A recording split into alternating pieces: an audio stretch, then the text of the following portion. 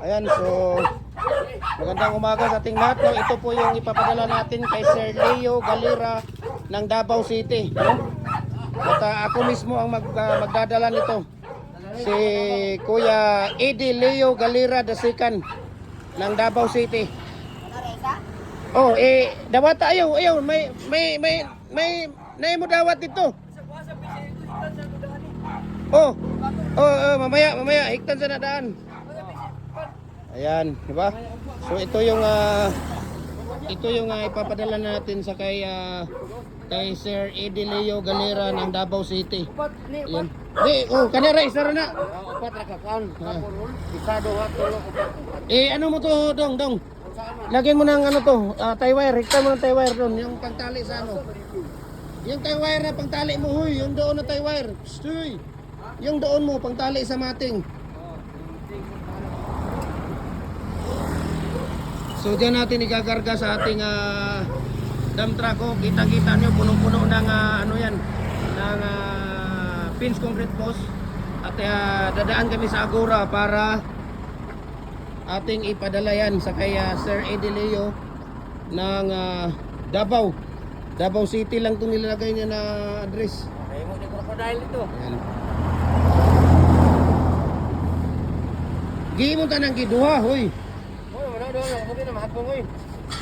Kay karga ra ba ni Ugbas ka wala ginada ning quality ba na trabaho. Daga ni bas.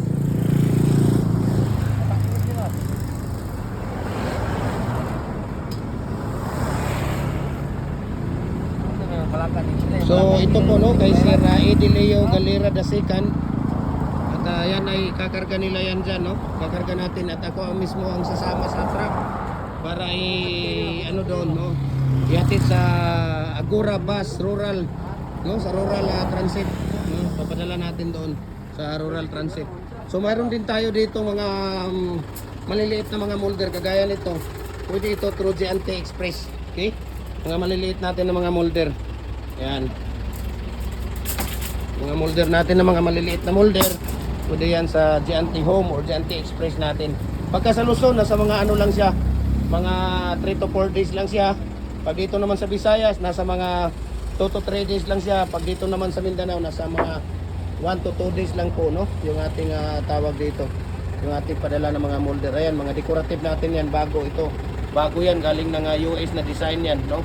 Sa United States at nagdala ng ating kababayan dito ng tawag dito. Itong dalawa na yan. Nagdala ng pattern, no? At yun, may pasalamat tayo sa kanya dahil mayroon tayong pattern na. Ayan. Ito, mga bricks yan yung mga nandyan. Diba? So, yun na nga, no? Naghihintay tayo dahil tatalian muna nila yung concrete post. Ayan, yung concrete post, tatalian muna bago ilagay itong order ni Sir Eddie Leo Galera II, no? At mayroon pa rin tayo dito, no? Na mga ano natin ito, kagaya nito, mayroong 2 holes tayo dito. 2 holes, 4 holes ito, 2 holes yan. Ba? Mayroong 4 holes diyan.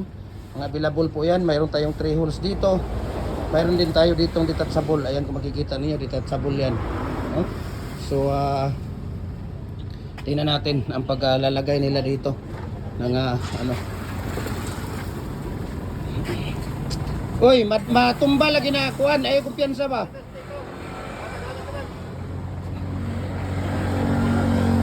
Ayan yung ilalagay nila doon sa ano. Ilalagay na nila yan dyan, no?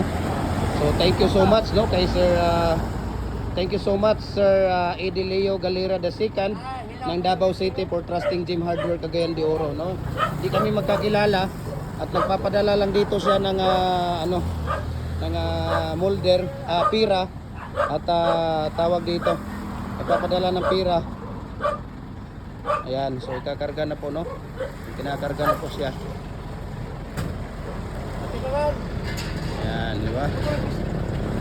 Sige pa! Sige pa! Ayan. So kakarga na po yan at ako mismo ang sasama niyan doon papunta sa Agora Rural Bus Terminal. Okay? So maraming salamat Sir Leo Eddie Leo Galera II ng Davao City. Thank you and God bless po, no?